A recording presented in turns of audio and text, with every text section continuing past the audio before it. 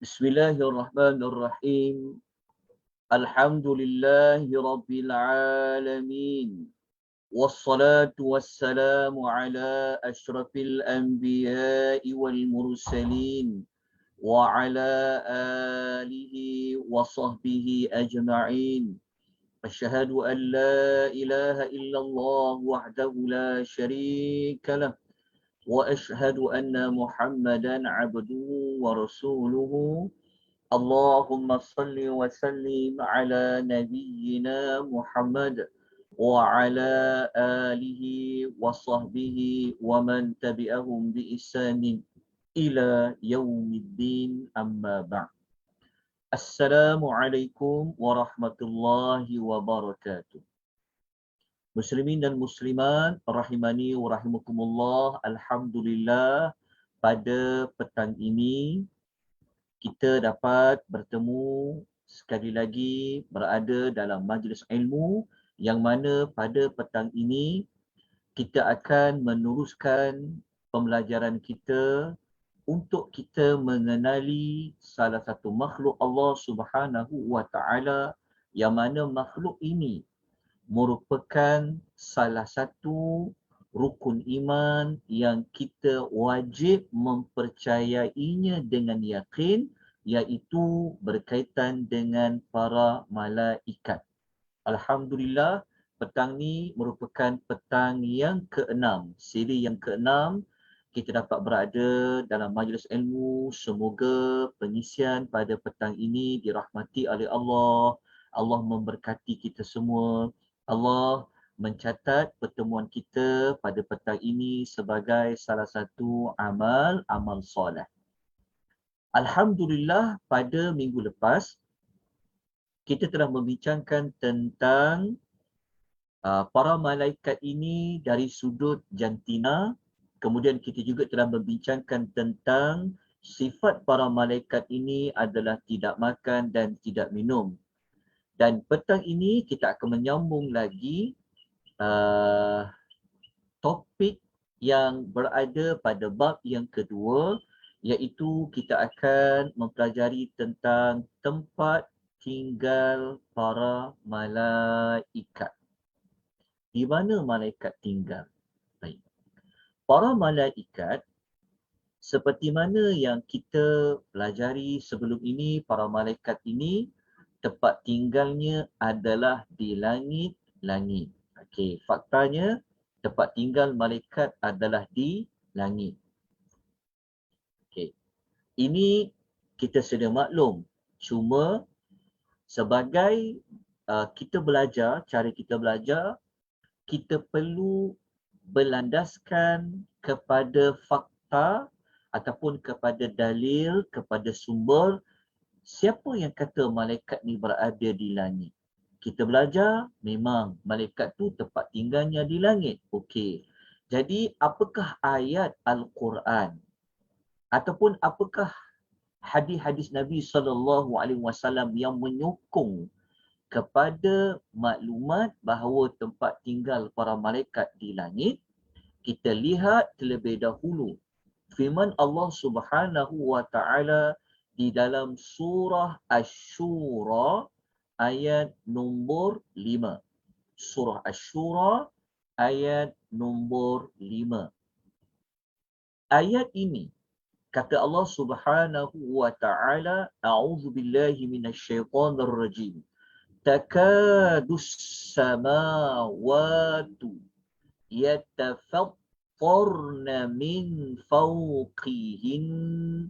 Allah mengatakan langit-langit itu, maknanya banyak langit nyaris pecah dari sebelah atasnya. Maksudnya Allah memberitahu bahawasanya langit-langit ni dia memang dah hampir-hampir dah nak pecah dah. Di atas langit tu, atasnya tu dah nak pecah dah. Itu Allah bagi tahu dalam surah Syura. Jadi isunya adalah tentang apa? Tentang langit. Okey, Allah kata langit-langit ni hampir-hampir nak berkecai dan nak pecah daripada bahagian atasnya. Lepas tu Allah menyambung ayat tersebut. Allah kata wal malaikatu yusabbihuna bihamdi rabbihim wa yastaghfiruna liman fil ardi. Okay. Allah selepas menyebut tentang langit ni hampir pecah, dan Allah menyebut tentang para malaikat pula. Okay. Lepas tu Allah masuk isu pasal malaikat, yang mana malaikat-malaikat ni sentiasa bertasbih dengan memuji Tuhannya, serta para malaikat tadi meminta keampunan bagi makhluk-makhluk yang ada di bumi. Okay, kalau kita baca ayat ni, kita faham mula-mula Allah sebut pasal langit. Langit hampir pecah. Lepas tu Allah sebut pasal malaikat. Malaikat ni, mereka, salah satu ibadat mereka, mereka meminta ampun untuk makhluk-makhluk yang ada di bumi. Okay. Tapi ayat ni Allah tidak sebut secara jelas malaikat tu berada di langit. Tetapi Allah kata para malaikat ni mereka mendoakan makhluk-makhluk yang ada di bumi. Jadi ayat ini, kenapa dia akan timbul kepada persoalannya adalah kenapa para malaikat, kenapa Allah kata mendoakan makhluk yang ada di bumi? Maknanya malaikat tu berada di mana? Itulah di antara jawapan bahawa para malaikat tu dia tempat tinggal mereka adalah di langit. Kalau nak dapatkan justifikasinya, macam mana kita boleh katakan malaikat ada di langit? Pertama, ayat ni sebut pasal langit dulu.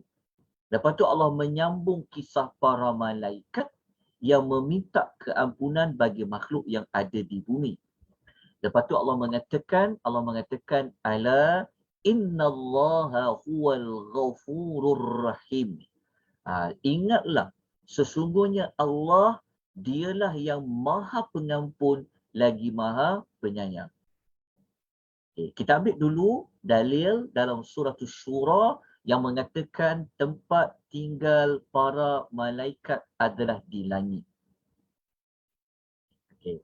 Kita akan guna ayat lain sekejap lagi sebagai rujukan dia. Okay, sebelum tu, tuan-tuan dan puan boleh dengar suara saya dengan jelas?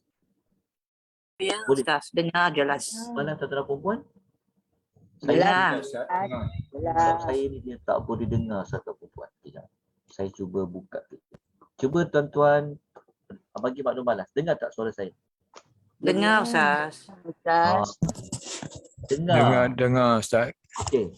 Kalau saya cakap sekarang ni jelas tak suara saya? Jelas. Maknanya saya tak perlu guna headphone lah.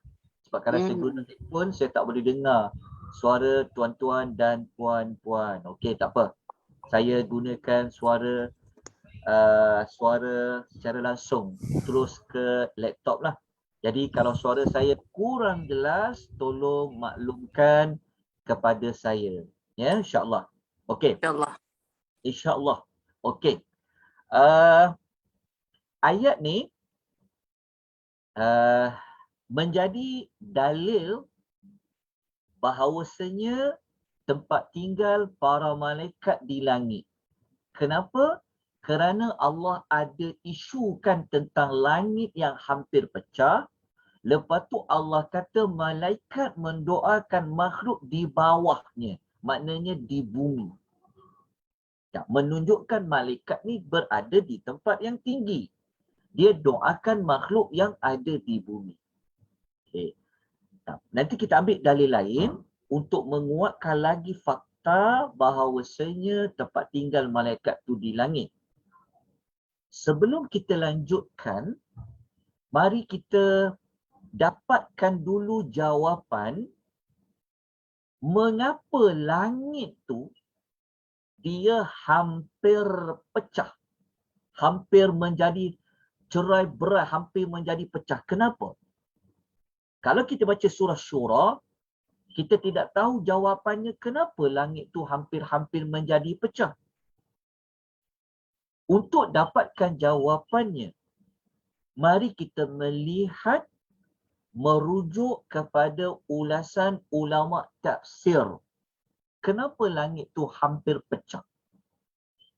Sebab yang pertama, seperti yang dikatakan oleh Ibnu Katsir rahimahullahu ta'ala alaih, Ibnu Katsir ketika mentafsirkan ayat 4 ni, beliau mengatakan, tengok Ibnu Katsir pun bukan dia kata, dia menukilkan para ulama yang terdahulu sebelum daripada dia. Iaitu Ibnu Katsir mengkutkan, menukilkan kata-kata Ibnu Abbas radhiyallahu anhuma, pendapat tabi'in Ad-Dhahhak, juga pendapat Qatadah, juga pendapat As-Suddi, juga pendapat Ka'ab Al-Akhbar. Yang mana para ulama ni macam Ibnu Abbas dan Ad-Dhahhak dan lain-lain, mereka mengatakan langit tu hampir pecah kerana mereka takut akan kebesaran Allah. Okay, itu alasan yang pertama. Sebab yang pertama, kenapa langit ayat 4 surah Syura tu dia nyaris hampir-hampir pecah. Kalau kita tak faham ayat tu, kita tak tahu cerita dia. Tapi alhamdulillah, rupa-rupanya langit yang atas kepada kita ni, mereka ini hampir pecah. Kenapa hampir pecah dia? Alasan pertama kata, kerana langit-langit itu mereka takut kepada Allah. Mereka tahu kebesaran Allah. Okay. Pendapat pertama ni bukanlah hanya pendapat semata-mata, tetapi bersandarkan kepada surah Ar-Ra'd. Ini surah Ar-Ra'd ayat nombor 13 yang Allah mengatakan malaikat ni macam mana sifat dia. Sekejap ya. Okey, kita tengok dalil dia. Allah mengatakan wa yusabbihu ar-ra'du bihamdihi wal malaikatu min khifatihi. Allah mengatakan dan guruh itu sentiasa bertasbih dengan memuji Allah. Okey, kenapa guruh tu bertasbih memuji Allah? Kita bayangkan. Kita ingat kita yang manusia ni yang kena puji Allah, kan, subhanallah, alhamdulillah.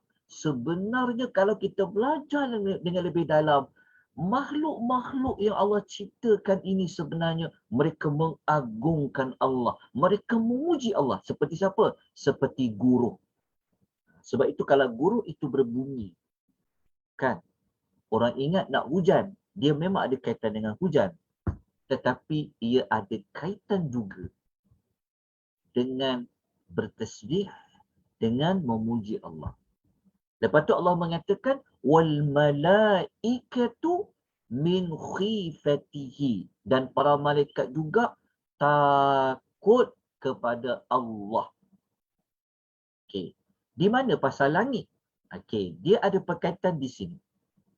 Kalau guruh itu pun bertasbih dan memuji Allah, dan guruh itu juga takut kepada Allah, malaikat juga takut, bertasbih dengan memuji Allah, dan mereka takut kepada Allah. Bagaimana dengan langit?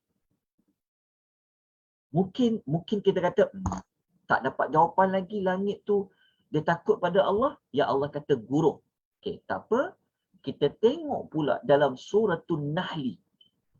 Suratul Nahli ayat 49 sampai ayat nombor 50. Allah mengatakan tentang langit juga. Allah kata walillahi yasjudu ma fis samawati wa ma fil ardi. Okay, Allah membagi tahu, bagi Allah jualah sujudnya segala yang ada di langit.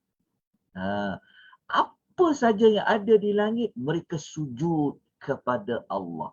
Dan apa yang ada di bumi pun mereka sujud kepada Allah. Lepas tu disebutkan. Siapa dia? Allah kata min dabbatin wal malaikatu la yastakbirun. Dan juga daripada makhluk-makhluk yang melata di bumi dan juga para malaikat. Ayat nombor 50 ni. Ayat 50 kita akan dapat jawapan yang lebih jelas tentang langit tu dia takut tak pada Allah. Allah bagi tahu apa yang ada di langit mereka sujud.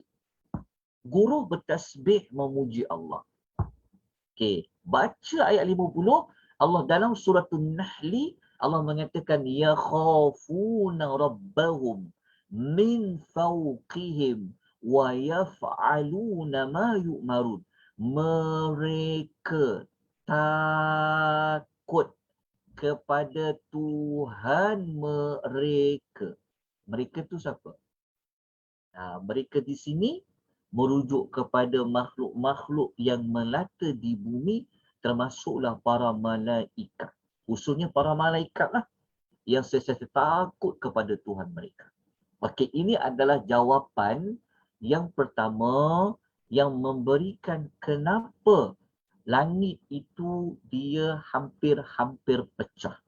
Maka pendapat pertama mengatakan kerana langit itu dia takut kepada Allah. Menyebabkan mereka ni ketakutan dia seperti ketakutan yang menyebabkan langit itu dia hampir pecah. Kita tengok alasan yang kedua. Alasan yang kedua, sebab yang kedua, okey, dikaitkan dengan apa? Kalau sebab yang kedua ni memang akan nampak dengan lebih jelas lagi. Pendapat pertama tadi betul, memang betul. Semua makhluk Allah seperti burung ke langit ke, apa yang ada di langit ke, mereka semua takut pada Allah. Dan kalau kita baca sebab kedua, kita tengok dalam surah Maryam. Surah Maryam ayat 88 sehingga ayat nombor 93. Allah Ta'ala menceritakan tentang langit yang hampir pecah. Kenapa? Dekat surah Maryam ayat 88 hingga 93 ni memang jawapan tu sangat jelas lah. Kalau kita baca tu memang inilah jawapan yang lebih jelas kepada ayat Asy-Syura ayat 4 kita baca tadi. Jadi kita tengok ayatnya bunyi apa. Allah mengatakan laqad ji'tum syai'an idda. Mereka yang kafir itu berkata Tuhan yang maha. Ni ayat nombor 8. Kita ayat nombor 9. Ayat nombor 88. Okey. Sekejap. Sesungguhnya. Okey, kita mulakan ayat nombor 88. Andau lirrahmani. Kejap ya. Ayat nombor 88. Oh, saya macam terpotong sikit. Okey. Ayat nombor 80. Kejap. Kejap ya. 89, 88, 88, 89. Laqad ji'tum. Okey. Ayat dekat 88 saya tak bawa dekat nota ni. Tapi dekat terjemahan dia ada. Nampak tak ni? Ni ayat 88. Ayat 88 ada dekat terjemahan. Tapi dekat nota tak ada. Sebab dekat nota terus ayat nombor 89. Dekat ayat Quran tu saya tak bawakan ayat Quran tu. Ayat nombor 88 tak ada tapi terjemahan dia ada. Jadi kalau kita baca dekat terjemahan ayat nombor 88, maknanya ayat nombor 88 tu berkaitan dengan apa? Mereka yang kafir telah berkata, Tuhan yang maha pemurah mempunyai anak. Okey, orang kafir mereka telah mengatakan Allah yang maha pemurah itu mempunyai anak. Barulah ayat 89 yang ada dalam nota itu Allah mengatakan laqad ji'tum syai'an idda. Sesungguhnya kamu tu merujuk kepada mereka yang kafir ni, telah melakukan satu kemungkaran yang sangat besar. Kenapa dia panggil kemungkaran yang sangat besar? Sebab mereka telah menisbahkan, mereka telah berbohong mengatakan bahawa Allah itu mempunyai anak. Maka Allah kata ayat nombor 89, apa yang mereka buat tu satu kemungkaran yang sangat besar. Kerana kemungkaran tu sangat besar, ayat nombor 90 Allah kata, takadus samawatu yatafattarna minhu wa tanshaqqul ardu wa takhirrul jibalu hadda. Allah kata, mereka yang cakap seperti ayat nombor 88 ni, mereka yang kata Allah ada anak ni, Allah kata itu satu ucapan, perbuatan, kemungkaran yang sangat besar. Lepas tu Allah kata langit itu nyaris-nyaris terpecah disebabkan ucapan mereka itu. Bahkan bumi ini nyaris-nyaris terbelah dan gunung ganang pula hampir runtuh. Kalau kita baca ayat ni, kita akan jumpa rupa-rupanya bumi ini sendiri hidup. Langit ni hidup. Gunung ganang ni hidup. Kalau dia tak hidup, tentu dia tak memberi kesan apa-apa. Tetapi sebenarnya mereka sangat terkesan apabila ada orang kata Allah tu ada anak. Mengatakan Allah tak ada anak adalah perbuatan syirik yang paling besar. Menyebabkan langit tu dia dengar, dia tahu hampir pecah, bumi ni hampir macam nak terbelah, gunung ganang hampir hancur lebur. Maknanya hidup alam ni. Lepas tu Allah menyebutkan lagi, kenapa? Kerana mereka mendakwa Tuhan yang Maha Pemurah itu mempunyai anak. Allah mengatakan, Allah jelaskan lagi, an da'au lirrahmani walada. Jadi kita dapat jawapan. Kenapa langit tu dia hampir pecah? Jawapan dia ni yang berwarna biru ni. Kerana ada orang mendakwa Allah itu mempunyai anak. Sebab itu langit itu dia nyaris terpecah disebabkan ucapan itu. Dalam masa yang sama, jawapan nombor 1 ni pun boleh diterima. Jadi, kalau ditanya, kenapa langit tu dia hampir menjadi pecah? Seperti mana surah Asy-Syura ayat nombor 5. Maka kita boleh kemukakan dua pendapat ini. Berdasarkan kepada ayat-ayat Al-Quran juga bagi setiap dua pendapat ini. Wallahu ta'ala a'lam.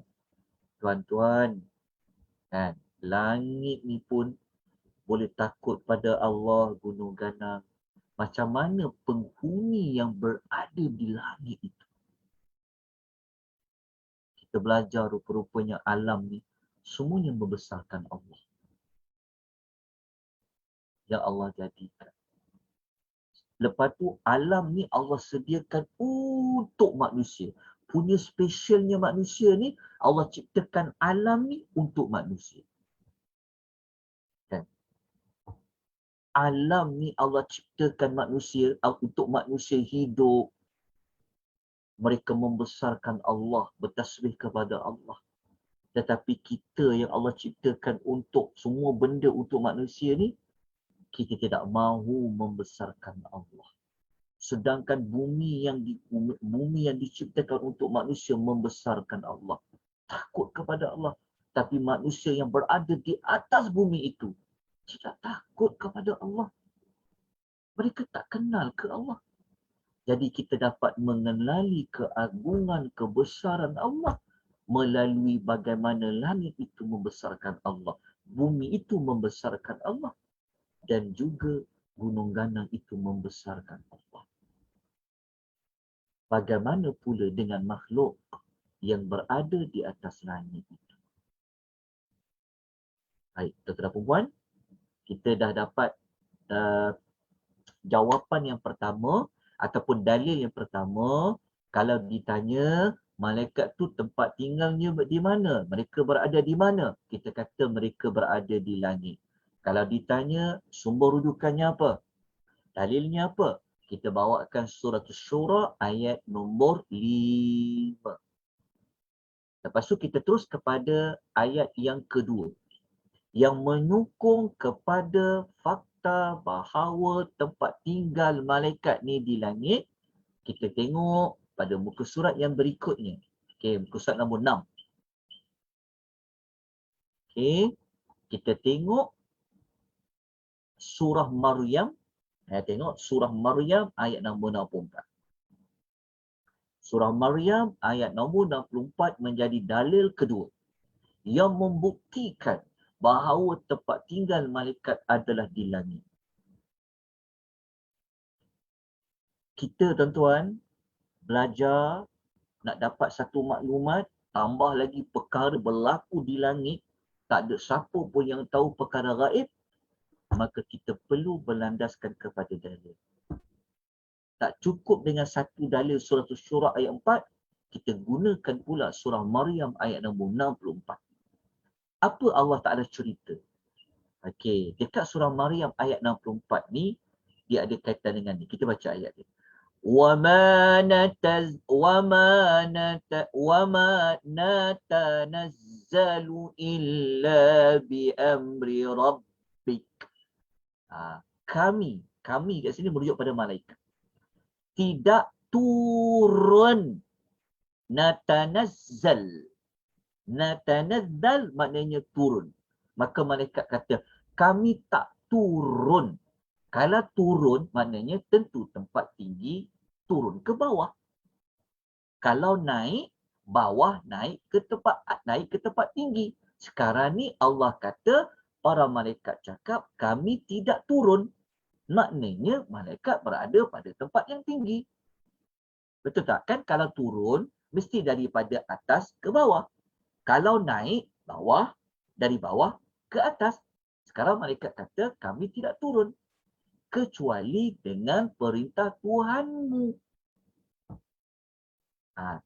Kalau kita baca ayat ni macam, kenapa pula malaikat cakap macam tu? Kenapa mereka cakap, kami tidak turun kecuali dengan perintah Tuhanmu? Sebenarnya mereka cakap kat siapa macam ni? Okey, kita baca hadis kat bawah ni dulu. Kalau kita baca hadis kat bawah ni, hadis ni riwayat Bukhari. Hadis riwayat Bukhari, ayat nombor hadis 3218. Tengok cerita dia. Okey, juga riwayat Imam Ahmad pun. Okey, tengok apa kata Nabi SAW. Okey, Nabi bercakap dekat Jibril. Nabi kata, "Ya Jibril." Nabi kata, "Wahai Jibril, ma yamna'uka an tazurana akthara mimma tazuruna?" Nabi tanya kepada Jibril, "Wahai Jibril, apa sebab engkau tak dapat nak ziarah kami lebih kerap dari kunjungan yang telah engkau lakukan?" Tak faham tak? Nabi SAW suka sangat jumpa Jibril. Jibril kadang-kadang Jibril jumpa Nabi. Jadi disebabkan terlalu suka, Nabi tanyalah, kenapa kau tak boleh jumpa aku selalu? Dia tanya. Hadis Nabi ni. Kata Jibril, apa yang menghalang engkau untuk mendatangi kami lebih kerap? Datanglah jumpa kami selalu. Maka apa jawab Jibril? Maka jawab Jibril ni, ayat Quran ni turun. Ni ayat Quran ni turun ni lah, ayat ni lah. Disebabkan pertanyaan tadi tu, turunlah ayat ni. وَمَا نَتَنَزَّلُ إِلَّا بِأَمْرِ رَبِّكَ. Maka para malaikat kata apa? Kami tidak turun kecuali dengan perintah Tuhan. Maknanya apa?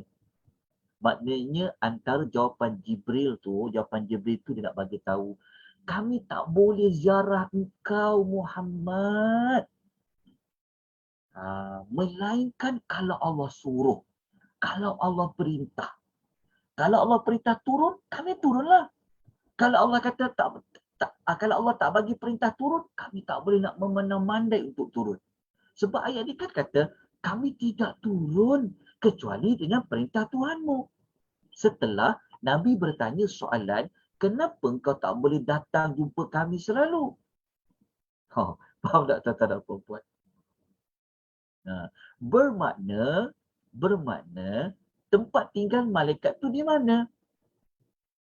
Tentulah tempat tinggal malaikat di tempat yang tinggi. Tempat yang tinggi itu apa? Tentulah langit. Sebab itu, para malaikat akan turun dari langit ke bumi. Tetapi mereka tak boleh turun ikut suka hati. Tak boleh. Kerana mereka terikat dengan titah dan perintah dari Allah. Masya Allah. Hebatnya Allah. Nampak keagungan Allah tu. Walaupun malaikat ni dia mulia, tetapi mereka taat sangat kepada Allah Azza wa Jalla. Okay. Kita pergi kepada dalil yang ketiga. Yang nak membuktikan bahawa tempat tinggal malaikat tu di langit. Kita lihat suratul Qadar. Ayat nombor 4. Ayat ni sangat masyhur. Jadi Allah kata, tanazzalul malaikatu warruhu fiha bi'izni rabbihim min kulli amr. Allah kata pada malam tu malam apa? Malam Al-Qadar. Para malaikat dan Jibril turun dengan izin Tuhan mereka. Pada malam Al-Qadar baru para malaikat boleh turun ramai-ramai dengan izin Tuhan mereka. Nampak tak? Dengan izin Tuhan mereka. Maknanya, kalau Allah tak izin, kalau Allah tak perintah, mereka tak akan turun. Mereka ada sayap. Mereka boleh terbang dengan cepat nak turun. Tapi mereka tidak akan turun kalau tidak dapat perintah dari Allah Azza wa Jalla. Tetapi apabila masuknya malam yang sangat mulia di bumi itu, maka para malaikat turun dengan izin Tuhan mereka. Jadi, kalau kita jumpa perkataan turun, mestilah dari atas ke bawah. Betul tak? Ke bawah tu apa? Ke bawah tu adalah bumi. Apa yang atas daripada bumi? Tentulah langit. Inilah dalilnya. Yang membuktikan fakta bahawanya tempat tinggal malaikat di langit. Wallahu ta'ala a'lam. Alhamdulillah. Kita dah habis topik ni. Kita terus pergi kepada satu lagi topik yang lain. Kita nak belajar tentang bilangan dan jumlah para malaikat. Kita daripada kecil dulu belajar malaikat ada 10. Betul, malaikat tu ada 10 kan? Namun, jawapan yang lebih tepat, sebenarnya malaikat tu bukan 10. Jawapan yang lebih tepat jawapannya adalah wallahu ta'ala a'lam. Itu lebih tepat. Okey. Macam mana kita kata macam tu? Kerana kalau kita rujuk surah Al-Muddathir ayat 31. Allah bagi tahu kepada kita. Wa ma ya'lamu junuda rabbika illa hu. Allah mengatakan, tiada yang mengetahui bilangan tentera Tuhanmu. Tentera dekat sini merujuk kepada malaikat. Kita dah belajar dah, salah satu panggilan malaikat dalam Quran adalah junud, adalah tentera. Jadi Allah bagi tahu, tak ada siapa pun yang tahu berapa bilangan tentera Tuhanmu melainkan dia. Sebab tu saya kata tadi tu, kalau orang tanya kepada kita, berapa jumlah malaikat sebenarnya, kita katakan Allah sahaja yang mengetahui berapa sebenarnya jumlah para malaikat. Kita pun tulis, sila rujuk surah Al-Muddathir ayat 31. Kita tengok pula dalam hadis Nabi SAW. Nabi kata apa? Nabi SAW bersabda, Seperti mana hadis yang diriwayatkan daripada Malik bin Abi Sa'sa'ah. Nabi kata, tengok hadis ni ya, hadis ni memberikan kita jawapan berapa jumlah para malaikat. Lepas kita baca hadis ni, tuan-tuan teka. Tuan kira ya, berapa jumlah malaikat. Okay. Nabi SAW mengatakan, Nabi kata, ni saya terus baca terjemah lah, jimat waktu. Nabi kata, kemudian aku dinaikkan ke Baitul Al-Ma'mur. Baitul Ma'mur ni adalah Kaabah.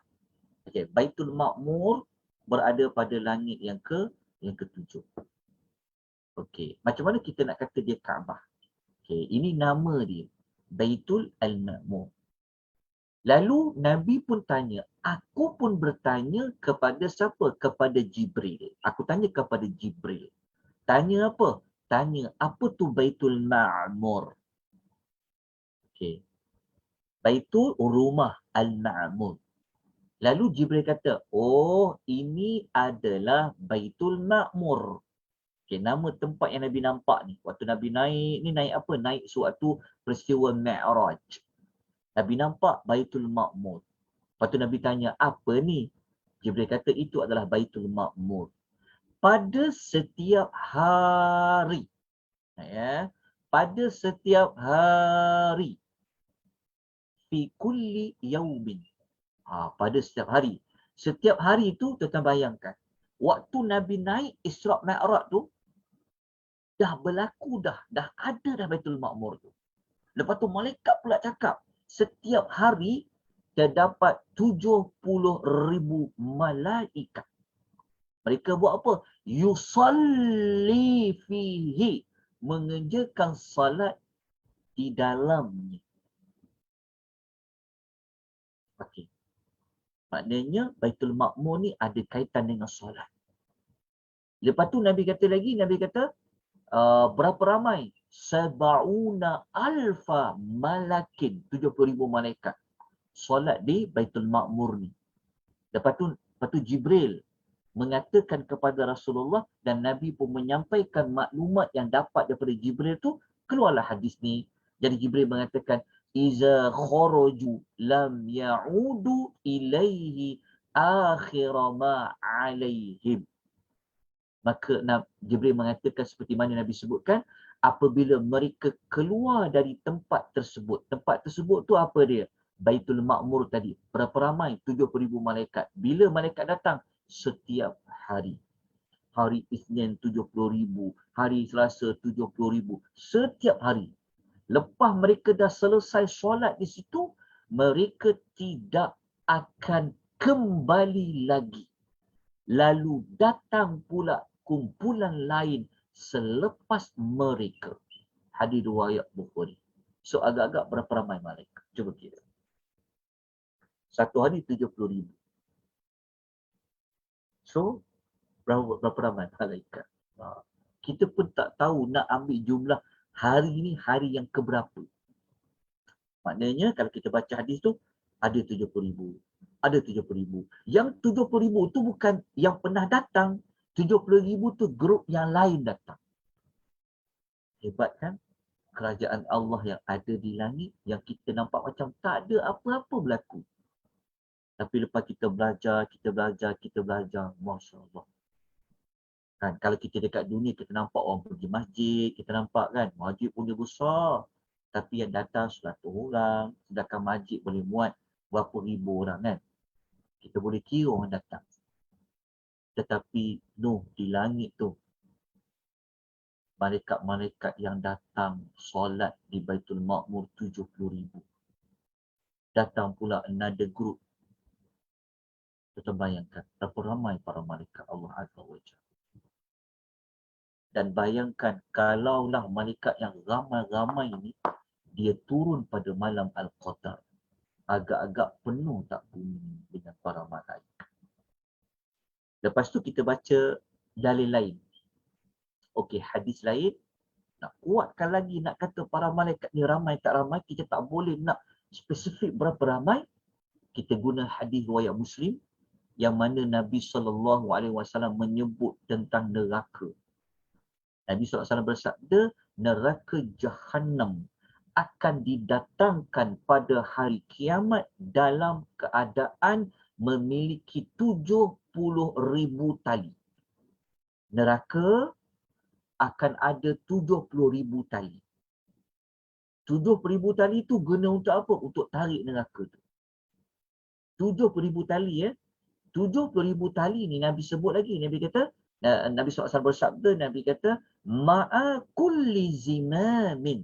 Setiap satu tali dipegang oleh 70,000 malaikat. Kita bayangkan. Ada 70,000 tali untuk menarik neraka tu di hari akhirat. Satu tali ditarik pula oleh 70,000 malaikat. Kalau 70,000 tali, berapa jumlah para malaikat? Okey, jelas? Nampak? Okey. Nabi tak sebut berapa jumlah keseluruhannya, tapi Nabi nak menyebut ramainya malaikat tu. Nabi bawakan contoh, kalau neraka tu saja nanti ada 70,000 tali, satu tali ditarik oleh 70,000 malaikat. Kalau 70,000 tali, itu menunjukkan banyak ramai. Okey, kita ambil satu lagi hadis Nabi SAW nak membuktikan hanya Allah sahaja yang mengetahui berapa jumlah para malaikatnya, berapa ramai tentera-tentera dia. Maka sabda Nabi SAW.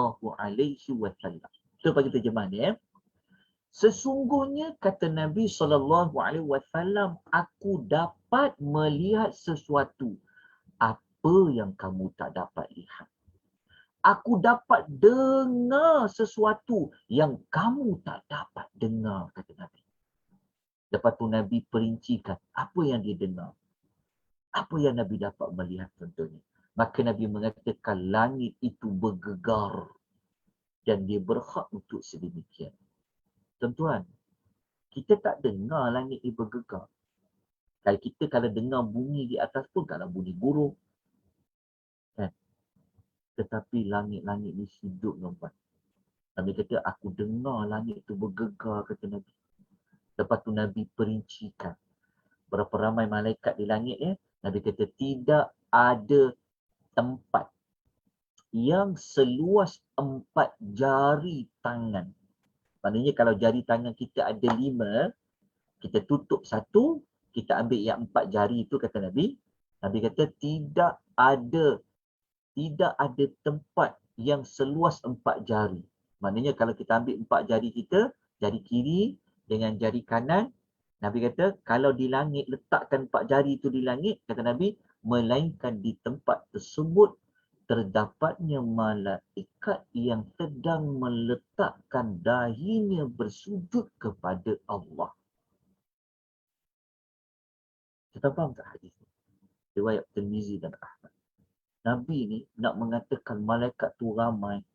Kalau kita letakkan jari kita, kan gabung jari kita. Ambil 4 jari kita, gabung.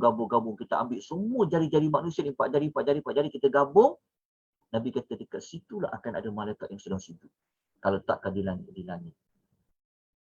Tuan-tuan, ini menunjukkan juga hadis ni tempat malaikat di langit.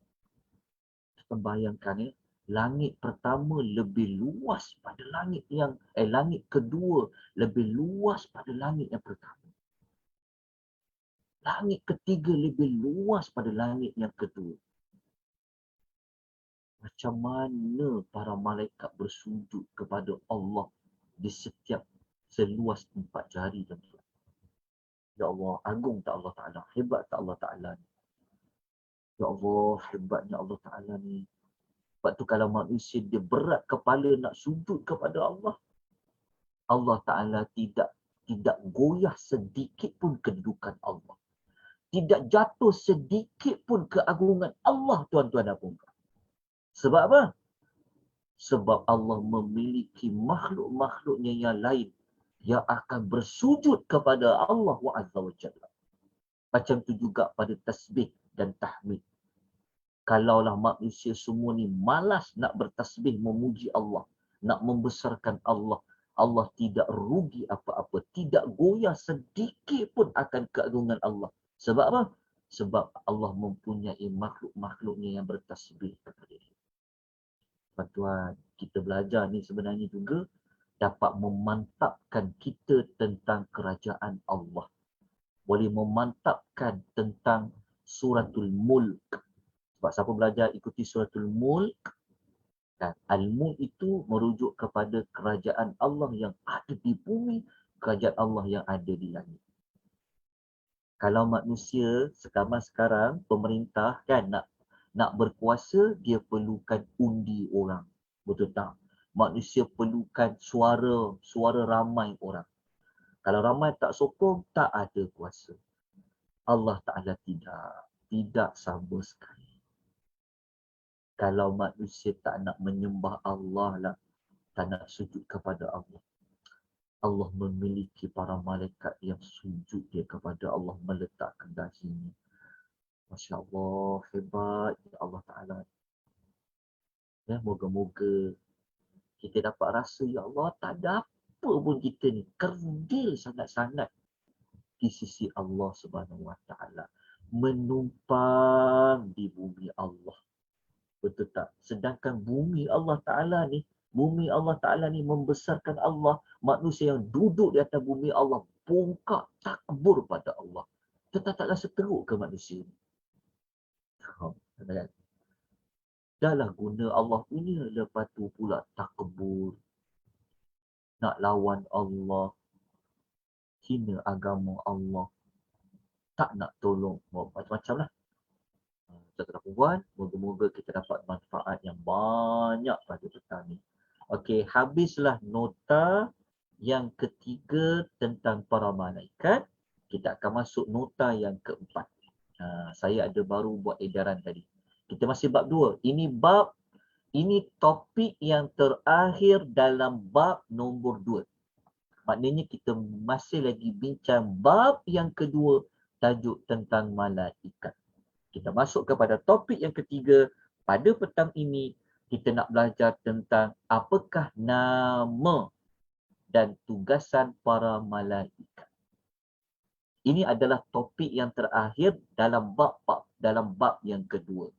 Kalau orang tanya, ada berapa jumlah topik dalam bab kedua, saya nasihatkan sila rujuk balik nota yang pertama dulu yang pernah diberikan. Kita ada sebuatkan senarai topik-topik dalam setiap bab ni. Ini topik dia. Sekarang kita nak belajar topik mana? Kita nak belajar topik nama-nama para malaikat secara khusus. Nama dia khusus. Lepas tu apa tugas dia? Maknanya kita nak belajar bab apa? Asal kejadian dah belajar, masa diciptakan dah belajar, saiz dah belajar, sayap dah belajar, rupa malaikat dah belajar, kedudukan para malaikat dah. Sampailah kita belajar apa tadi? Kita belajar 3 ni. Tempat tinggal bilangan dan kita akan masuk bab yang terakhir sekali pada petang ni. Bukan bab terakhir, topik terakhir dalam bab yang kedua.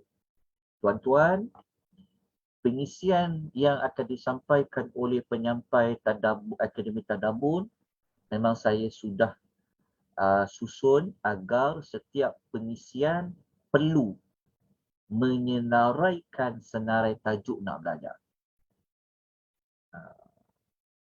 Inilah pendekatan yang akan digunakan oleh penyampai anjuran Akademi Tadabbur Malaysia. Tuan-tuan akan tahu apa topik yang nak belajar pada tajuk tu. InsyaAllah, kita akan buat banyak penambahbaikan. Sebenarnya sepatutnya memang kena ada bab macam ni. Cuma saya sebenarnya benda ni adalah yang patut kita buatlah, nak belajar kan. Sepatutnya kita tahu hari ni belajar apa, kita belajar topik apa. Dia nak belajar ni, dia tak boleh tangkap muat. Sebab tu saya alang-alang patut akademi ni kita jadikan ruang memang kita belajar serius. Sebab saya nak tuan-tuan sampaikanlah balik maklumat ni kepada orang lain. Tuan-tuan InsyaAllah. Orang boleh Ustaz. buat Ya, ya. Nak bagi tahu Ustaz, nota yang tadi Ustaz bagi tu, dia memang isi dia pasal malaikat, tapi dia punya tajuk tu pasal fakta sebenar di sebalik kisah para Nabi. Takut Ustaz tak Oh, perasan. Sebab tadi saya confuse juga, saya cari okey. Saya letak cover dia. silap cover. Ya Allah. Okey, terima kasih Syifa Syahira. Saya minta maaf ya, cover dia. Ya Allah, saya minta maaf banyak-banyak. Terima kasih. Nanti saya tukarkan. Nanti saya tukar cover dia. Cover dia tengok Sekejap ya. Terima kasih banyak-banyak. Sebab Ya takut orang confuse kan. Saya beritahu. mohon maaf banyak-banyak. Ni. Di sebalik kisah para malaikat. Betul, saya tertukar cover dia. Minta maaf ya. Sebab akademi ni belum ada admin lagi. Sebab tu tak ada penyemak-penyemak dia. Okey tuan-tuan, terima kasih banyak-banyak Puan Syahira atas maklum balas. Saya appreciate sangat-sangat. Jazakillahu khairah. Baik tuan-tuan, terima kasih ya. Terima kasih banyak-banyak. Saya sangat appreciate memberikan teguran. Okey, saya kembali pada tadi. Ada lagi tak apa-apa? Okey ya, jelas ya. Semoga kita semua dapat banyak manfaat. Ya tuan-tuan dan perempuan ya, belajar dengan betul-betul. Sebab tu kita dah belajar betul-betul. Rugi masa kan. Sanggup korban waktu rehat, korbankan waktu untuk bersama keluarga, kadang-kadang waktu nak berjalan demi nak belajar. Tapi belajar dengan tidak tersusun, tidak berstruktur, tangkap muat menyebabkan kita pun tak tahu 1 jam ni aku belajar apa, setengah jam ni aku dapat apa. Sebab tu kita kena ubah cara pembelajaran. Sebab itu cara belajar kena diubah, kena disusun insya-Allah. Tuan doakan agar pengisian-pengisian yang akan datang dapat disusun dengan lebih baik. Insya-Allah. Dapat ya? So kita nak belajar tajuk apa? Belajar tajuk ni. Maknanya habis tajuk ni baru masuk bab yang ketiga. Okey. Saya lanjutkan. Okey, minta maaf cover ni boleh tukar. Nanti saya tukar ya. Okey. Kita masuk kepada nama dan tugasan para malaikat. Sebelum tu ada apa-apa soalan tak nak tanya? Tuan nak kongsi apa-apa ke? Ada tak? Boleh saya teruskan ke macam mana? Tuan-tuan, ada apa-apa nak tanya? Teruskan Ustaz. Teruskan. Masya Allah. Terima kasih Kak Mazlidah. Saya Kak sayang Ustaz kelas Ustaz saya tak dapat attend every week. Saya sayang sangat kelas ni Ustaz. I know. Saya committed dengan kelas saya menjadi co-host ni kan Ustaz. Tak apa. Saya sayang sangat kelas ni. Kita ada rakaman tak? Tadi saya dah confused dah. Yang Syahira tegur tu saya dah confused tapi saya takut nak tegur sebab saya tak ada last week kan. Tak apa. Saya minta maaf. Syahira ni patut diberi kredit lah. Dia selalu alert dalam semua. Thank you Syahira. Terima kasih banyak-banyak pada semua. Okey. Tapi Kak Mazlidah boleh tangkap tak? Boleh faham tak? Boleh Ustaz, boleh. Okey. Ya. Saya suka topik ni Ustaz. Ni. Okey Ustaz. Carry on. Yang lain ada tak nak berikan apa-apa maklum balas komentar ke? Boleh ikut tak? Okey. Kalau ada mana-mana tak faham tolong bagi tahu. Ya. Boleh teruskan Ustaz, insya-Allah.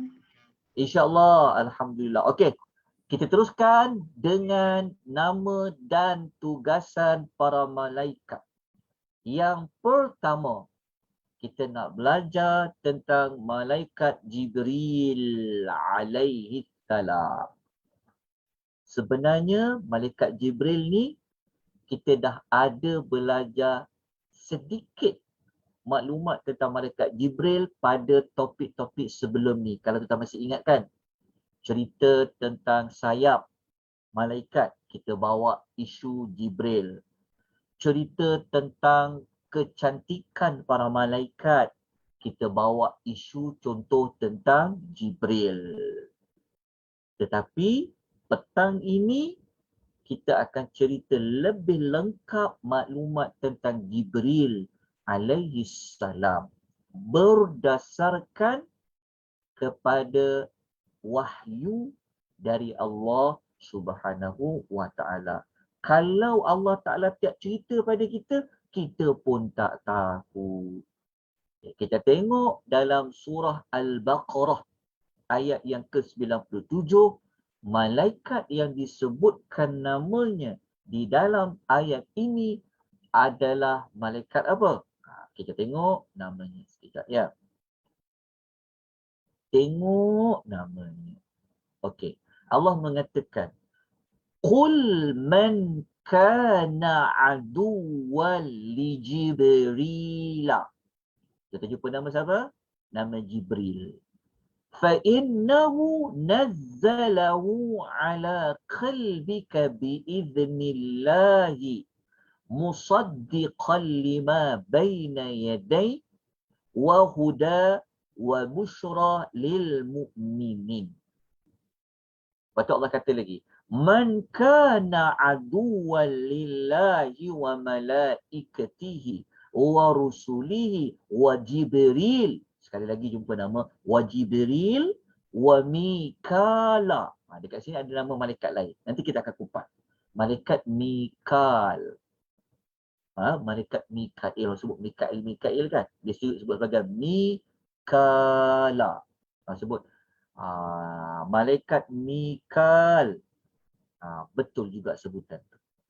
Okay. Jibril ni sebenarnya namanya ada banyak cara sebut. Tapi saya tak mahu bawakan semua nama-nama itu. Kita ambil nama yang popular adalah nama dia yang mudah sebut, Jibril. Jibril ni rupa-rupanya ayat Quran. Rupa-rupanya nama Jibril ni ada dalam Quran. Okey, kita lihat apakah makna ayat ni. Allah mengatakan, katakanlah wahai Muhammad, sesiapa yang memusuhi Jibril. Okey, saya minta ya, kalau boleh dekat terjemahan ni, yang wahai Muhammad ni tak dalam kurungan. Kerana dia bukan terjemahan dia.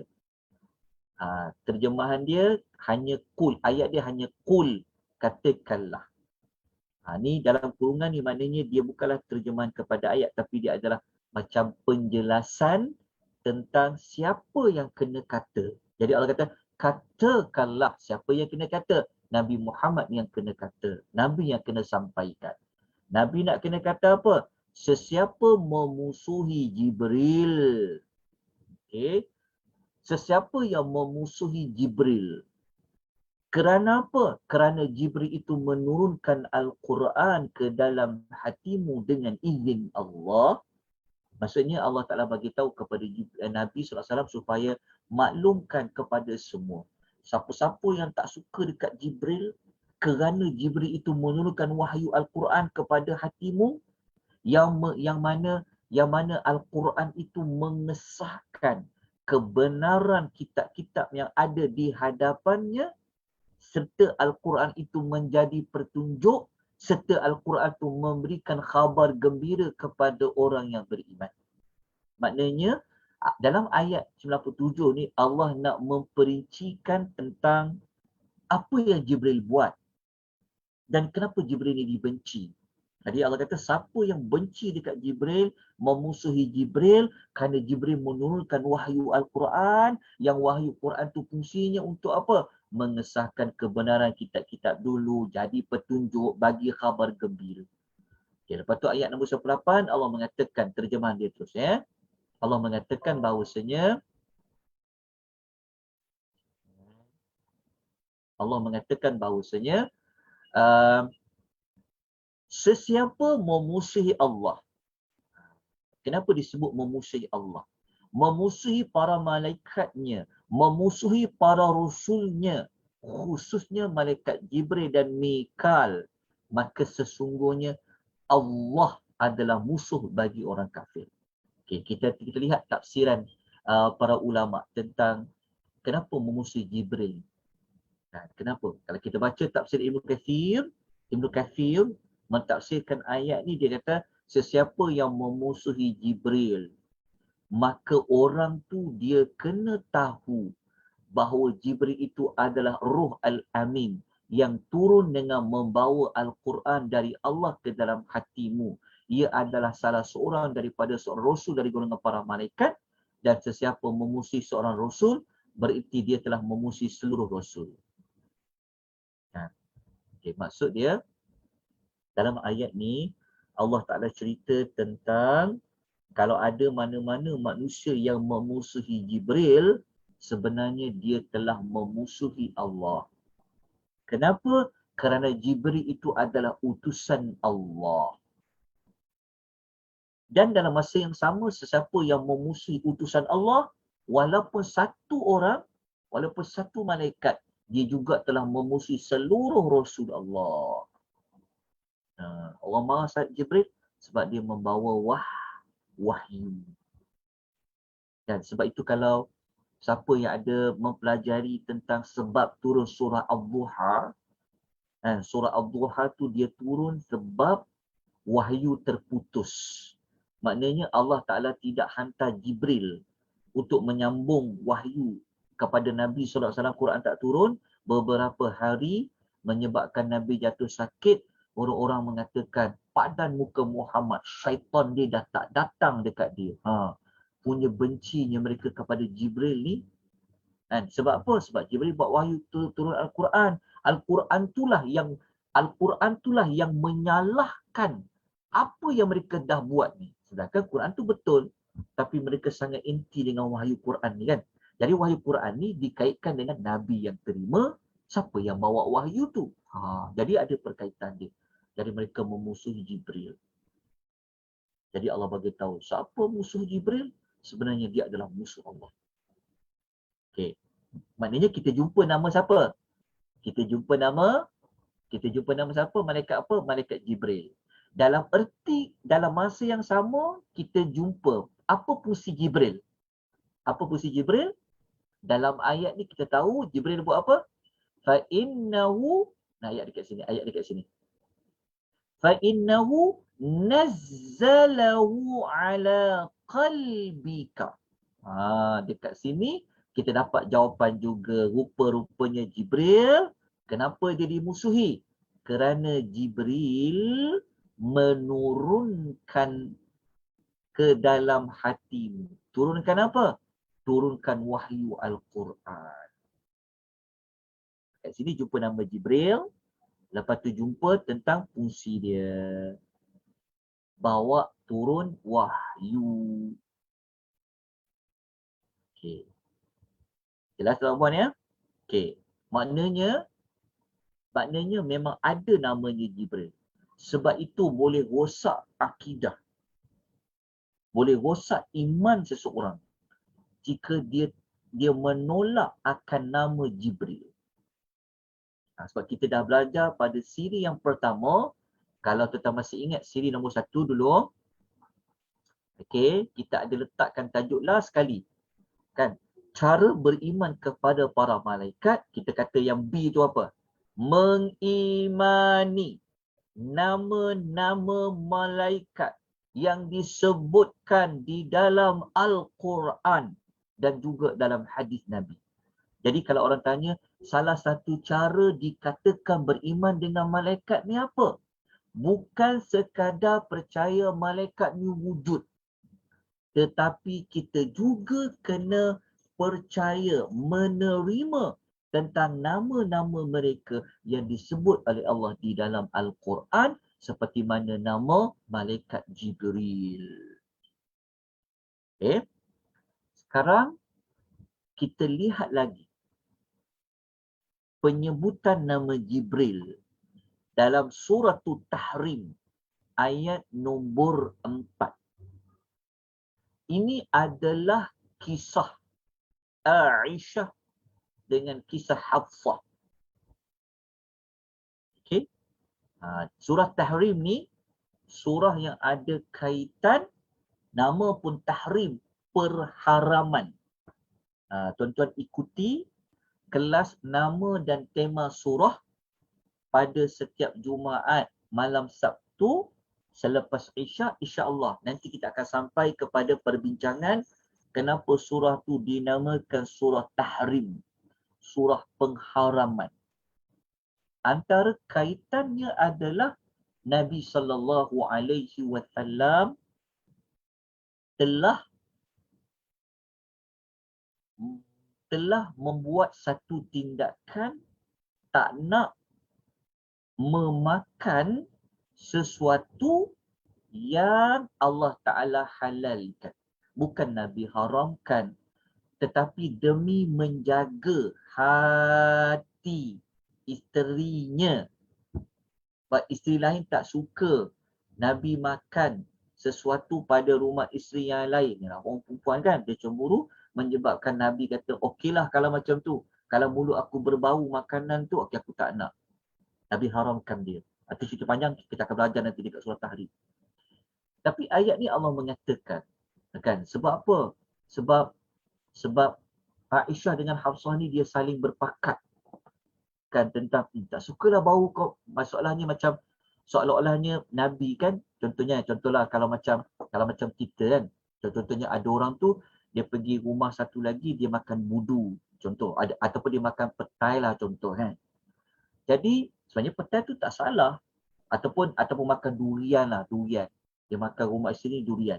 Lepas tu dia nak pergi rumah isteri lain ni sebenarnya dia cemburu pergi kat rumah orang tu makan durian. Jadi dia pun katalah seolah-olah macam, ish, busuknya.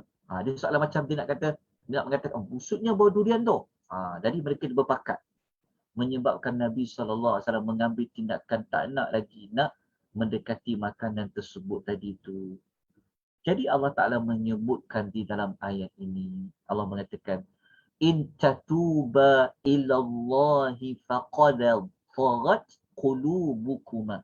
Allah mengatakan, jika kamu berdua ni bertaubat kepada Allah, kerana sesungguhnya hati kamu berdua telah cenderung. Cenderung kepada apa?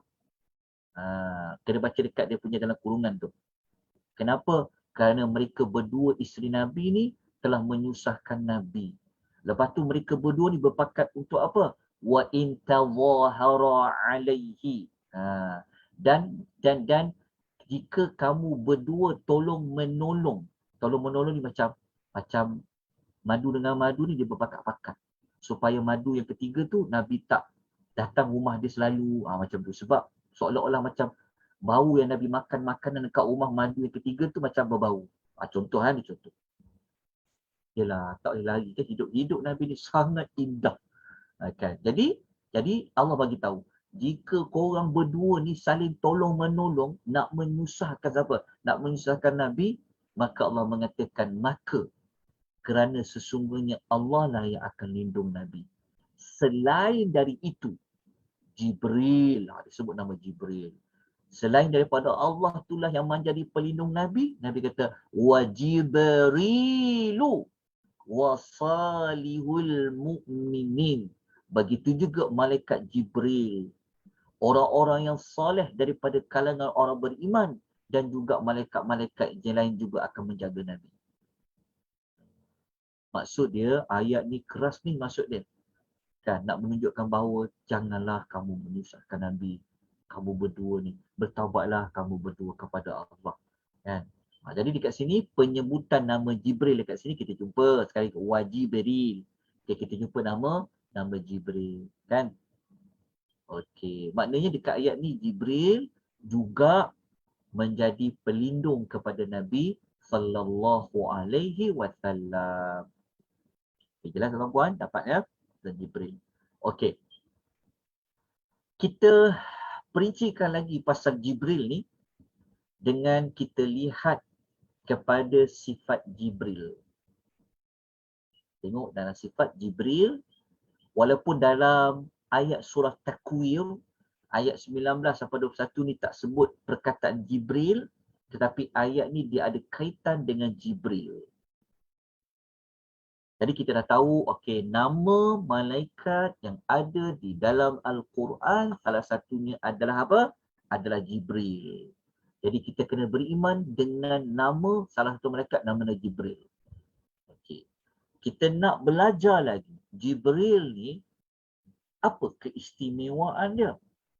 Maka Allah sebut dalam surah Takwir ayat 19 hingga 21. Allah kata, innahu laqawlu rasulin karim. Ayat 19 ni cerita tentang Al-Quran yang Jibril bawa turun tu.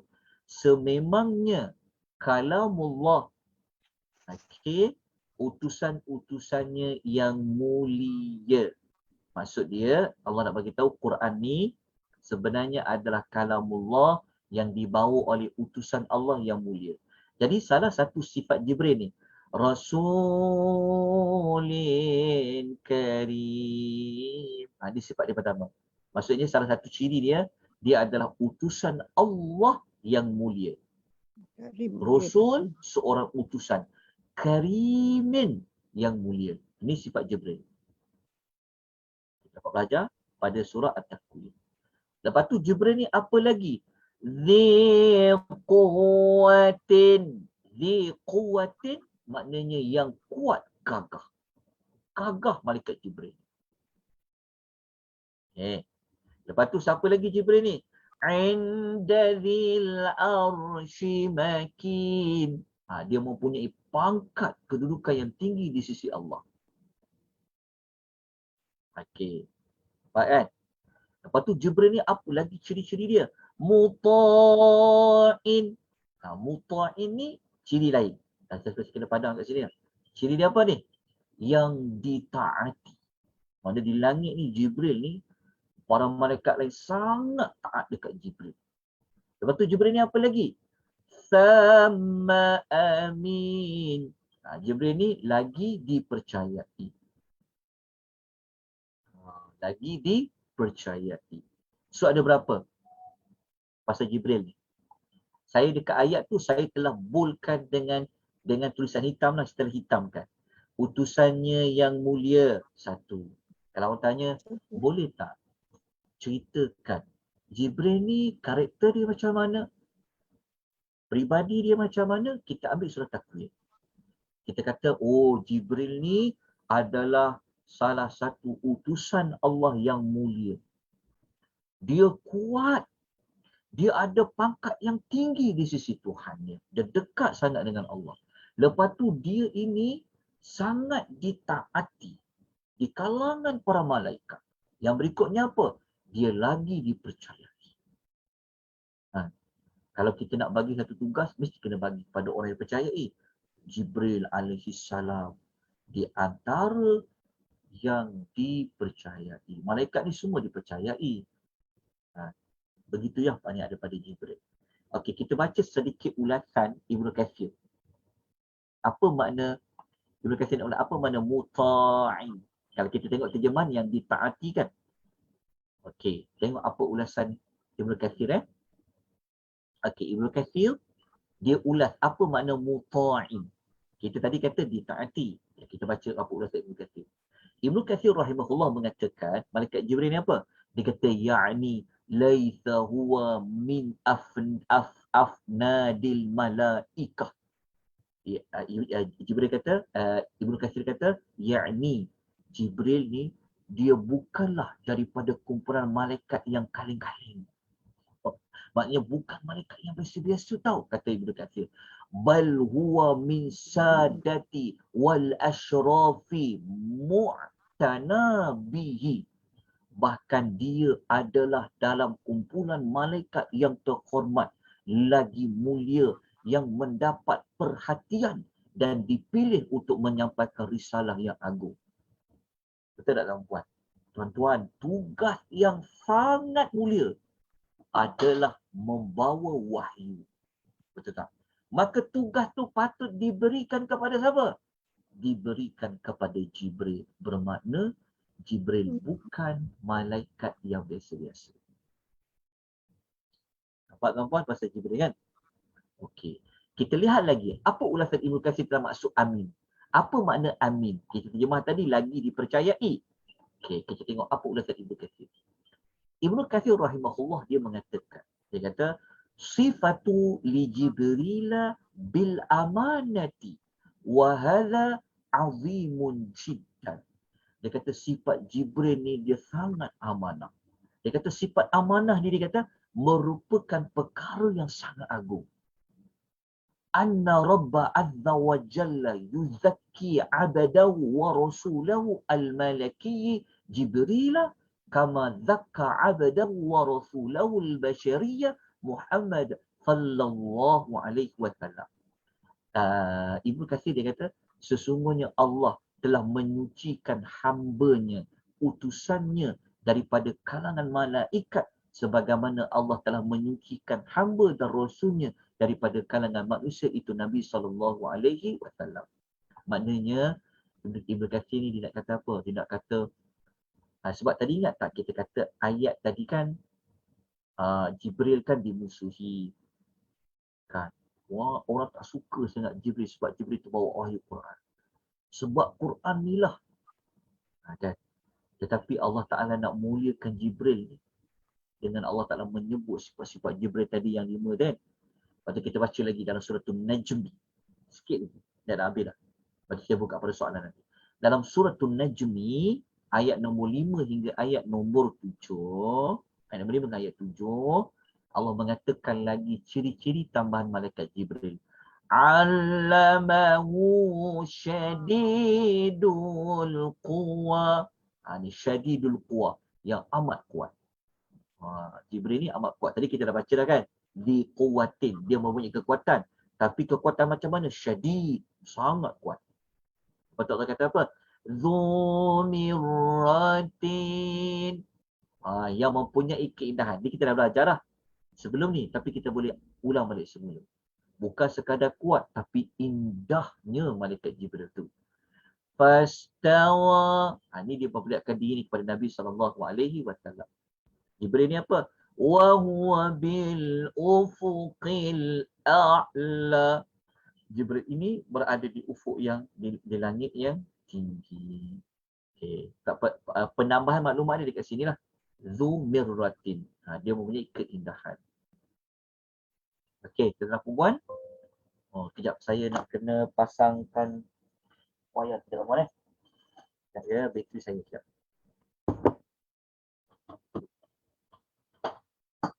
Okey.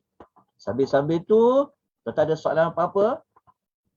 Boleh tanya sekejap lagi ya. Sekejap ya. Sekejap saja.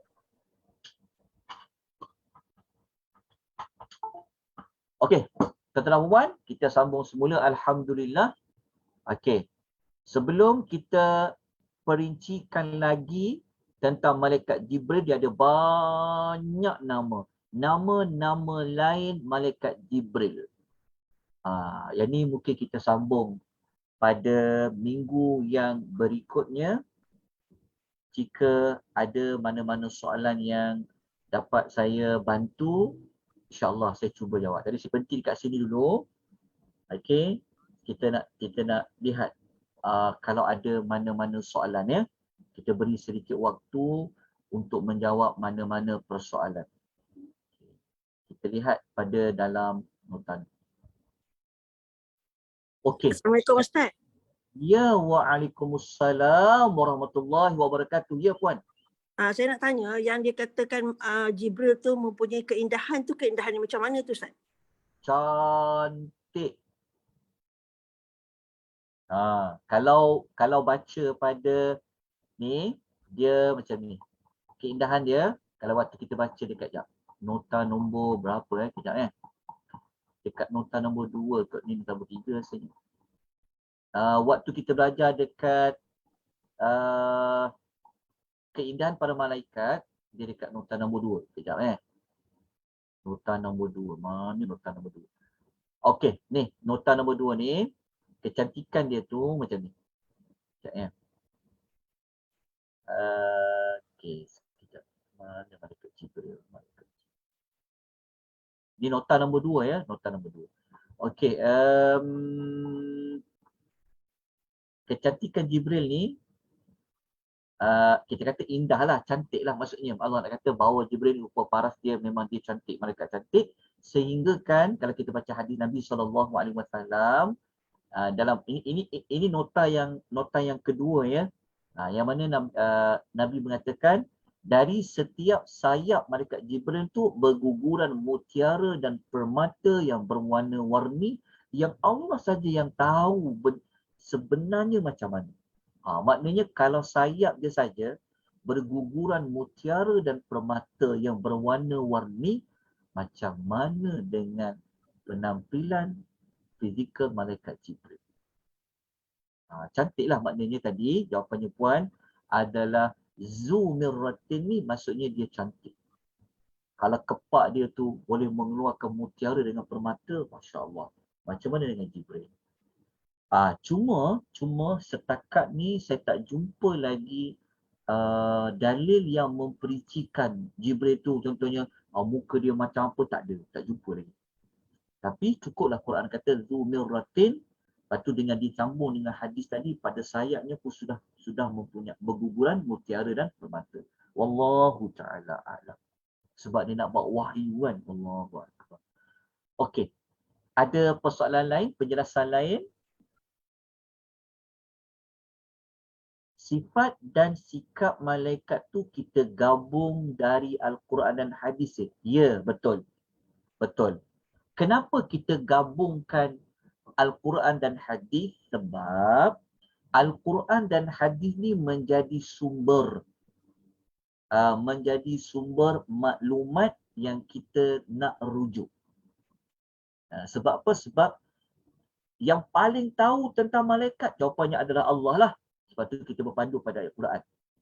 Lepas tu manusia yang boleh tengok benda yang orang biasa tak boleh tengok, yang boleh nampak apa manusia tak nampak, adalah Rasul SAW. Sebab tu Nabi menyebut apa yang dia nampak, yang dia lihat, yang dia tahu adalah melalui hadis Nabi SAW. Allah Ta'ala. Okey. Adakah setiap malaikat mempunyai kecantikan yang berbeza? Wallahu ta'ala a'lam. Saya tak ada maklumat tentang perbezaan kecantikan malaikat, tidak ada. Yang kita tahu, waktu dekat siri nombor 2 dahulu, perbezaan pangkat kedudukan malaikat ni, ya, ada. Kedudukannya itu ada secara umum dia disebut. Kita dah belajar pada tajuk yang kedudukan para malaikat dekat nota nombor 3 rasanya. Dekat nota nombor 3 yang bukan, nota nombor 2 ada. Ya, nota nombor 2 kita ada belajar tajuk ni, kedudukan dan darjat para malaikat. Seperti yang saya paparkan. Kat sini ada. Tapi perbezaan, okey, dari sudut kedudukan para malaikat ni ada berdasarkan ayat Quran juga hadis Nabi lah, pasal tentang malaikat yang pergi perang Badar kan, mereka ini ada kedudukan sangat mulia berbanding malaikat lain, tu ada. Cuma dari sudut perbezaan kecantikan, wallahu ta'ala alam, saya tak dapat nak jawab soalan tu. Saya tidak tahu. Assalamualaikum Ustaz. Ya, waalaikumsalam warahmatullahi wabarakatuh. Maaf Ustaz kalau saya terlepas dengar. Macam mana kalau kita semua dah habis dihisap, dah masuk neraka and syurga, apa yang akan terjadi pada malaikat ni? Sama ada dia masih bersambung bertasbih ke macam mana Ustaz? Okey. Terima kasih. Wallahu ta'ala alam tentang isu sentiasa bertasbih tu setelah para malaikat ni, tetapi para malaikat ni dia kekal lah. Dia adalah tugas-tugas dia. Macam ada malaikat jaga syurga, ada malaikat menjaga neraka, ada malaikat yang dia selalu masuk jumpa dengan orang-orang di syurga, itu ada. Disebut masuk melalui setiap pintu syurga mengucapkan salam. Tetapi yang lain-lain tu wallahu ta'ala alam. Maksudnya Jibril nanti buat apa, Mikail tu dia buat apa, kalau orang semua dah masuk syurga tu, kita wallahu ta'ala alam. Yang tu saya tak ada jawapan puan. Minta maaf banyak. Saya tak dapat jawab soalan tu. Baik Ustaz, terima kasih. Sama-sama. Okey, kejap ya. Assalamualaikum Ustaz. Waalaikumsalam warahmatullahi wabarakatuh. Ya, silakan puan. Ya, saya nak tanya yang hari tu masa Ustaz bentang surah Al-Hasyr tu, kita saya dah pernah tanya dah soalan tu. Ada satu hadis dalam Jami' Tirmizi tu, Jami' Tirmizi, dia kata hadis tu Ma'qil yang riwayatkan. Lepas tu dia cakap kalau kita baca bangun, ya. Okey. Ya. Apa puan saya cakap sekali lagi, dia Ma'qil cakap apa? Dia cakap kalau kita bangun pagi, lepas tu kita baca a'udzubillahi samiil alimi minasyaitonir rajim. Lepas tu Lepas Lepas tu, tu kalau kita baca 3 ayat terakhir surah Al-Hasyr tu akan ada 70,000 malaikat yang akan mendoakan kita tu. Allah Allah Ustaz, status hadis tu dhaif. Tapi adakah Ustaz ada pencerahan apa-apa tak tentang hadis tu? okey, pertama kita nantilah yang tu nak kena semak semula. Nanti kalau puan ada matan hadis tu bagi kat saya, kongsikan. Ya, Sebab boleh kita nak kena insya-Allah. tengok juga, sebab kalau hadis itu dia lemah, dia dhaif, kita kena tengok dulu dia lemah yang kuat ke lemah yang tidak kuat. Nanti kena tengok dulu matan tu nanti. Ma'qil bin Yasar. Okey. Okey, yang tu saya tak dapat jawab untuk petang ni puan dan saya. Ya, tak apa Ustaz. InsyaAllah saya Nanti share nanti dalam kalau boleh PM saya nanti. Boleh insyaAllah. Okey. Barakallahu fiik Ustaz. Baik. Pergi mana tu duk bunyi tu? Okey. Okey, beli baju sekolah anak Ustaz, nak buka sekolah. Alhamdulillah. Hati-hati. Okey. Ada soalan lain tuan-puan sebelum saya bacakan soalan di ruangan chat? Okey. Saya jawab dulu soalan dekat ruangan chat ya. Okey. Adakah 25 rasul sahaja yang boleh direct jumpa para malaikat? Ya Ustaz. 25 rasul sahaja yang boleh direct jumpa para malaikat. Yang boleh jumpa para malaikat. Sekejap. Yang boleh jumpa para malaikat tu maksud dia macam mana tu? Adakah soalan tu berkaitan dengan wahyu ataupun berkaitan dengan apa? Kalau dari sudut para malaikat ni sebenarnya dia bukanlah berfungsi hanya dengan para nabi saja, tidak. Para malaikat ni sebenarnya dia berfungsi, dia juga ada kaitan dengan anak-anak Adam yang lain. Maknanya kalau bukan para nabi pun ada juga orang biasa boleh jumpa dengan para malaikat ni. Seperti mana cuma bezanya mereka tak dapat jumpa malaikat dengan rupa yang bersayap lah. Tapi kalau rupa dah jadi orang tu ada. Seperti mana kisah kaum Nabi Lot yang mereka nak serbu rumah Nabi Lot, sedangkan tetamu tu itulah malaikat. Cuma mereka tak tahulah itu malaikat. Tapi maksudnya, adakah Nabi saja, para Rasul saja yang direct boleh jumpa malaikat? Itu kena perincikan. Direct jumpa tu maksud dia apa? Adakah bagi wahyu ke apa? Tapi kalau dari sudut peranan para malaikat, dekat nota siri 1, ada satu bab tu, kita akan belajar nanti ni. Dekat bab nombor 5. Para malaikat ni. Malaikat ni dia bukan berkaitan dengan Nabi saja, tak. Dia juga ada banyak. Nanti kalau macam waktu nak sakratul maut pun nanti akan jumpa. Maknanya bukan malaikat saja. Cuma soalan tadi kena perincikan lagi apa ya. Allahu ta'ala a'lam. Okey. Man qala hina yusbih thalatha marra a'udzu billahi minasyaitonir rajim wa qara'ta wa qul 70,000 yusalluna. Okey. Terima kasih Puan Asia, nanti saya kejap ya. Kejap.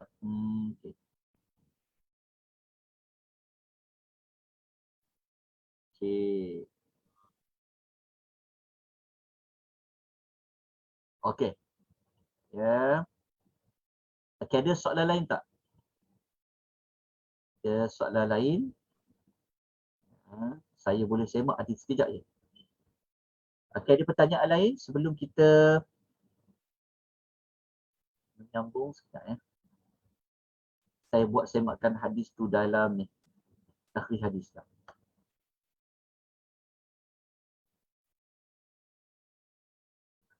Okey.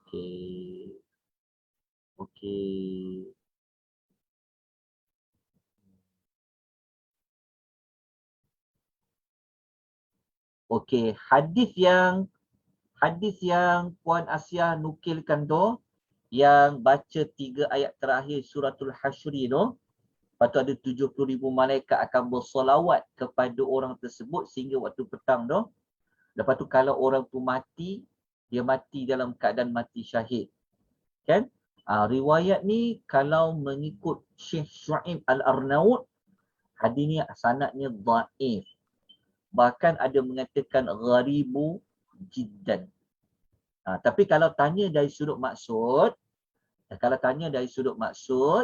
maksud dia para malaikat bersolawat. 70,000 para malaikat akan bersolawat ke atasnya, kepada pembaca a'udzubillahi samiil alim minasyaitonir rajim, dan juga 3 ayat terakhir surah Al-Hasyr. Itu jawapan dia. Hadis tu je lah, lemah. Ya. Baik Ustaz. Barakallah fiik Ustaz. Assalamualaikum barakallah. Okey, saya jawab sikit soalan. Jap. Al-Quran terjemahan saya menterjemah An-Najm ayat 5 sebagai kebijaksanaan. Kebijaksanaan tu yang An-Najmi yang mana Sekejap An-Najmi tadi yang yang mana kebijaksanaan perempuan, yang mana yang mana tu Zumiratin ya? Saya tak ayat 6. Okey. Wallahu ta'ala a'lam. Kalau perkataan Zumiratin, okey, di sini diterjemah keindahan. Mungkin soalan tadi dikata diterjemah kebijaksanaan kan? Okey, kita tengok apa ulasan ulama tafsir. Okey, waktu dekat sini nombor 2, kita dah sebut macam ni. Okey, tengok ayat sama ni nota nombor 2 ni nota nombor 2. Okey, dekat ayat Zumiratin diterjemah mempunyai keindahan. Mungkin puan yang bertanya tu Quran terjemahan dia tulis mempunyai kebijaksanaan. Okey. Macam mana kita boleh kata maksudnya cantik dari sudut keindahan rupa paras? Kita ambil tafsiran ni Ibnu Abbas radhiyallahu anhu mengatakan Zumiratin maksudnya zu manzarin hasanin, amat indah untuk dilihat.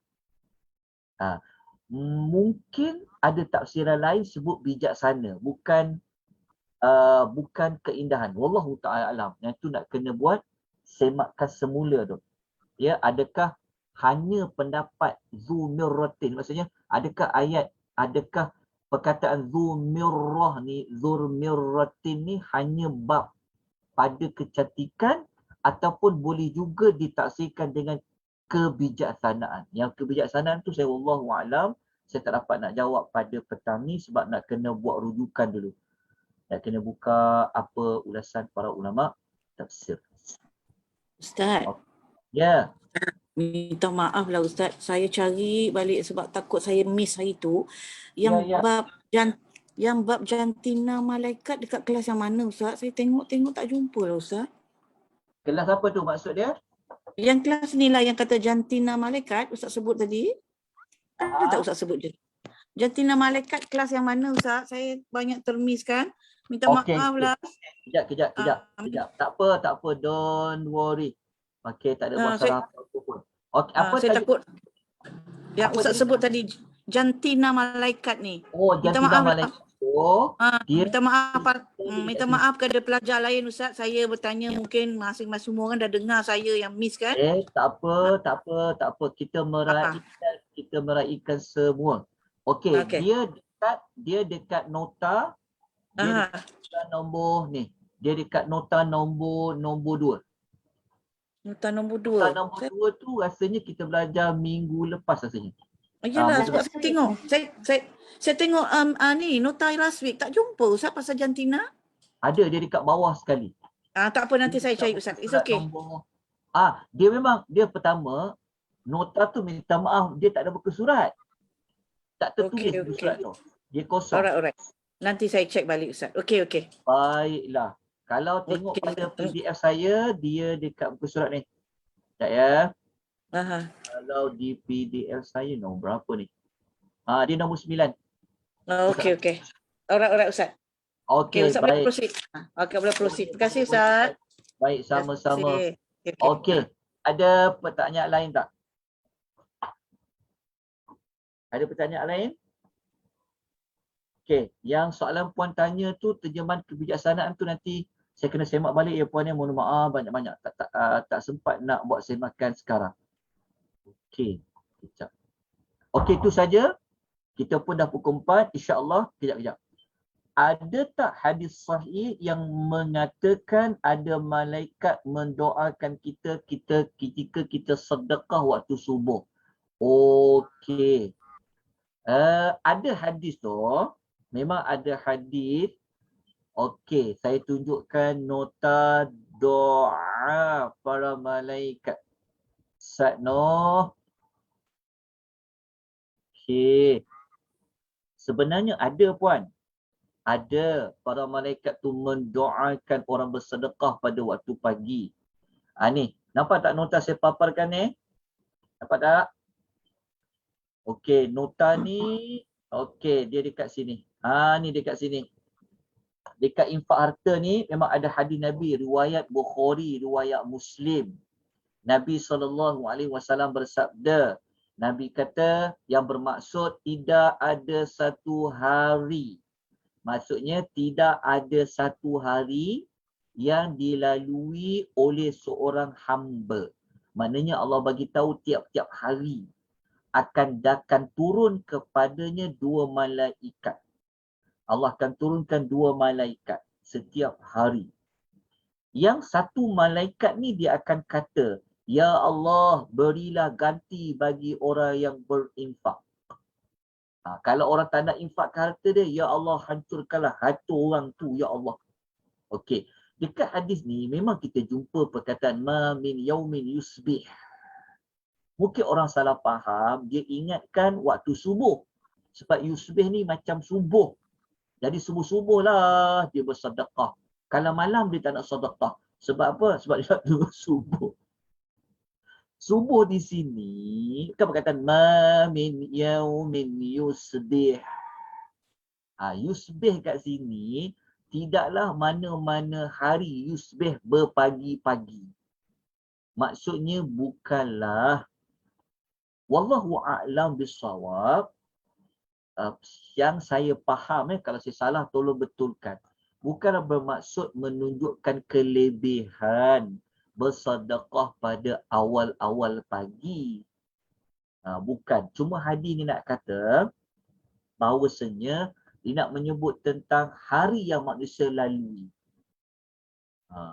Wallahu alam, setakat baca bersedekah ni tak ada pula yang mengatakan afdal bersedekah awal pagi daripada bersedekah waktu asar. Wallahu alam bissawab. Tapi malaikat mendoakan orang yang bersedekah tu adalah seperti mana hadis ni. Secara spesifik subuh tu saya wallahu ta'ala, maafkan saya ya. Mungkin saya tersalah atau saya tak tahu tu, saya minta maaf kat situ. Okey, kita berhenti di sini. Mohon maaf atas kelemahan, kekurangan. Jika ada saya jawab mana-mana tersalah, tolong betulkan. Siapa-siapa yang tahu jawapan, ataupun ada yang saya tak tahu jawapan, tuan-tuan tahu jawapan pun tolong kongsikan.